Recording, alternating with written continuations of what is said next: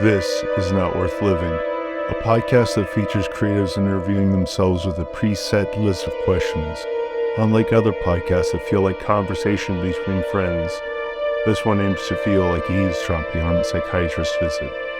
Today's episode features... Hello, Not Worth Living podcast listeners. This is Mary SanGiovanni, and I'm here thanks to Ira. He invited me to answer some questions for you, so I'm going to just dive right in. My name is Mary SanGiovanni. I write primarily cosmic horror, supernatural thrillers, a little bit of dark fantasy. What makes me tick? I like books, obviously. I like to read. I like video games.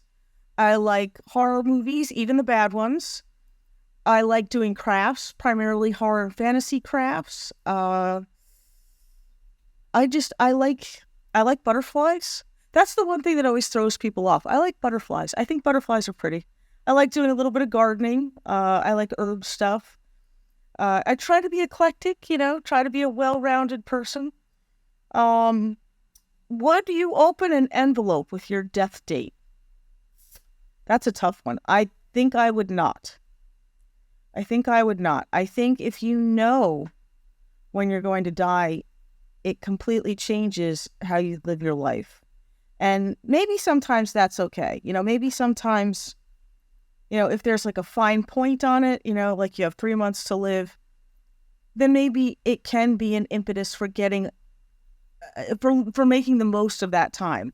But I like to approach life as if I'm always kind of trying to find a reason every day that I'm glad that I got up in the morning, that every day should count for something. And I think that if I knew my death date, especially if it was years and years and years in the future, I don't think I would really ever be able to enjoy the life that came in between. So no, I don't think I would open an envelope with my death date. What was the first time you remember creating something intentionally? Oh, I don't know. I was little, I would say. I used to draw pictures. I used to love art. I used to love to draw and paint, and pretty much anything where I could build or create something. Legos. I can remember playing with Legos as a really little kid and intentionally creating, a tower or building or something. I can remember trying to write a mystery story when I was maybe 8 or 9. So I think it's always been, I come from a family where the creativity has always been encouraged. It's always been a part of things, whether it's, a part of a holiday or a part of just even everyday life. So I was probably always creating something, even before I knew that that's what I was doing. What keeps you motivated? Well, honestly, my husband keeps me motivated. He reminds me that it's nice to eat and have a roof over our heads, so that's always nice. I do sometimes, I'll sometimes reread. Speaking of my husband, he's looking at me funny right now because I'm doing an audio. Who are you talking to? I'm doing an audio interview for Not Worth Living podcast, and I'm answering questions about myself. And it's just coincidentally what keeps you motivated. And I said, you. I'm sorry, Not Worth Living podcast listeners. I didn't know she was doing this. Your husband would like to remind you that if you're recording something, tell him so he doesn't come lumbering through like a rhino in a china shop. Well, I was going to, but my phone is charging. Oh, okay. So I couldn't text you. And besides, who doesn't love a little surprise Brian Keane in their lives, Yeah, that's what keeps me motivated, folks. That right there. And also, I think, reading things that I think are really fantastic, seeing a horror movie that I think is just so brilliantly and expertly done, those things I do find inspiring and I do find motivating. I sometimes am motivated by seeing something really bad and believing on some level I could do it better, or that I could, do something similar better. So I hate to say that sometimes I'm motivated by sheer disgust. More often, I'd like to think that I'm a very visual person. So I am often, probably most often, motivated by things that are visual, art, movies, video games, things where I can drink in the picture with my eyes and then you see how it triggers the imagination. Who inspires me at the moment? If we're talking personally, well, let's come back to personally, because I feel like that's sort of a deeper question. If we're talking professionally, there are a lot of folks out there that I find inspiring right now. I mean, as I mentioned, Brian Keane, he's always inspiring to me because Brian has a unique way of looking at our business and not only being able to figure out how to make it better in the present, but predicting what might work to make it better in the future. And my mind doesn't quite work that way. I can maybe look at the problem now as it is and think of different creative ways to fix it. But, trying to plan long-term for what we need to be on top of, what new technologies we need to embrace or disdain in order to build our own careers, that's been a little tricky. So I'm inspired by people who do that. I'm inspired by people, and there are a number of them in our genre, who are the first to do something, or, say like the first to win an award, the first to, appear in a certain publication or to tackle a kind of project, because I know what it feels like to be the first woman to do something, and it's, I find that sort of boundless, gratitude and enthusiasm, I find that inspiring. I find, I guess on a personal level, I find people who survive things inspiring. People who fight to be better, to make things better for the people they love. I've always found firemen, firewomen, police officers, people who put their lives on the line, military, who put their lives on the line for us to protect us and to save people we love, EMTs. I do find that inspiring. I think so much of the world, so much of the news, you see these people, you see these stories of people doing horrible, senselessly horrible things to other people. And it's nice sometimes to know that there are people out there who won't give up, who still fight to make the world better, to make the world a better place. And I'm not gonna lie, I find sort of like the Ukraine fighting back. I mean, I find the Ukrainians pretty inspiring, pretty ass-kicking, really. I don't know a whole lot about politics and world events because it's one of those things that, is not one of my strong suits. But I mean, the Ukrainians, like they're this little country fighting this massive world power, and they're feisty and brave and relentless, and they're winning, and that's kind of awesome. I find stories like that awesome, where people fight for the people and the things they believe in. What's my latest project? My latest project, I'm working on a couple of things, actually. I'm working on a sequel to Thrall.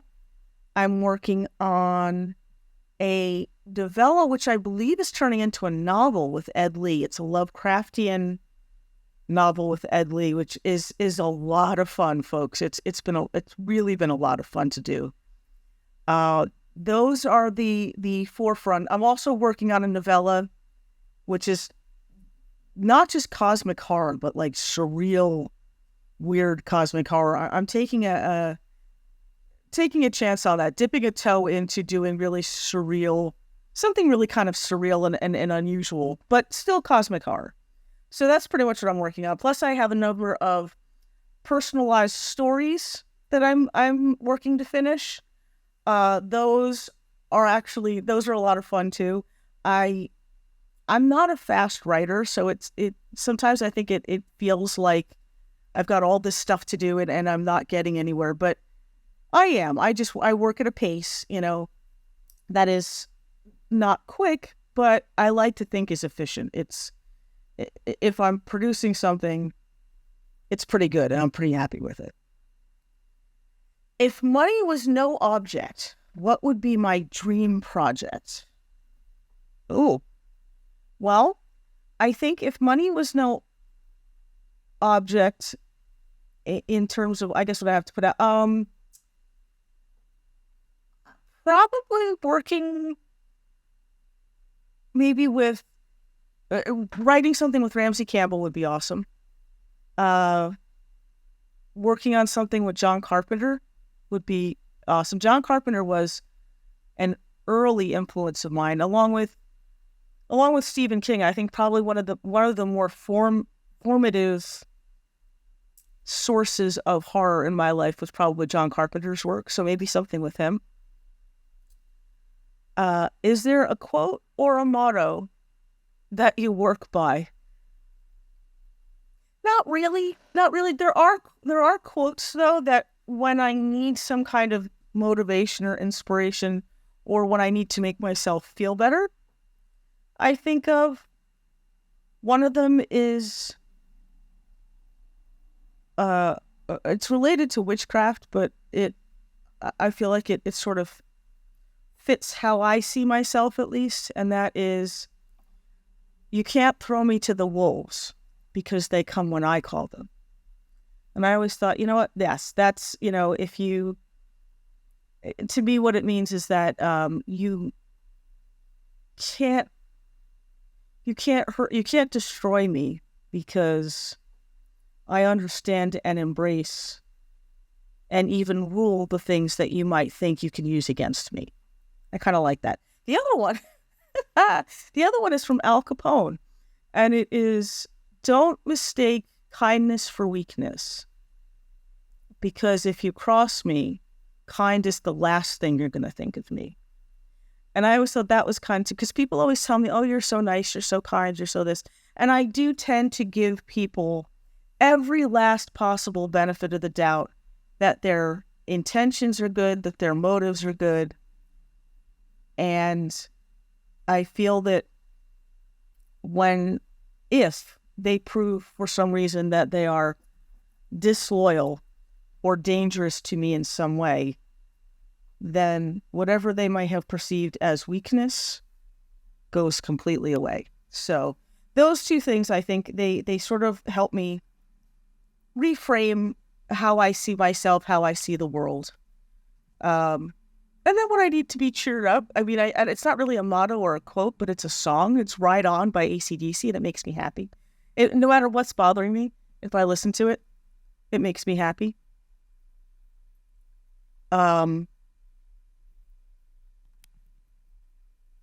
Would you be friends with yourself? Yeah, I suppose I would. I think I'm kind of fun. I think I have a pretty good sense of humor, and I also think that I know myself well enough to know what neurotic little things bother me, and so I would know what not to say to me. So yeah, I think I would be friends with myself. I mean, we could at least go shopping together or something. I think we'd have tea together. What do you do differently from other people? Oh Lord, there are a lot of things I do differently from other people. The way I eat just about everything, it's crazy. I peel the breading off of shrimp. Look, breaded shrimp. And then I eat the breading and I eat the shrimp. And like little quirks like that, I could probably, not that I'll bore you folks with all of them, but I could probably find a weird little quirk for just about any kind of food that I eat. Just about anything.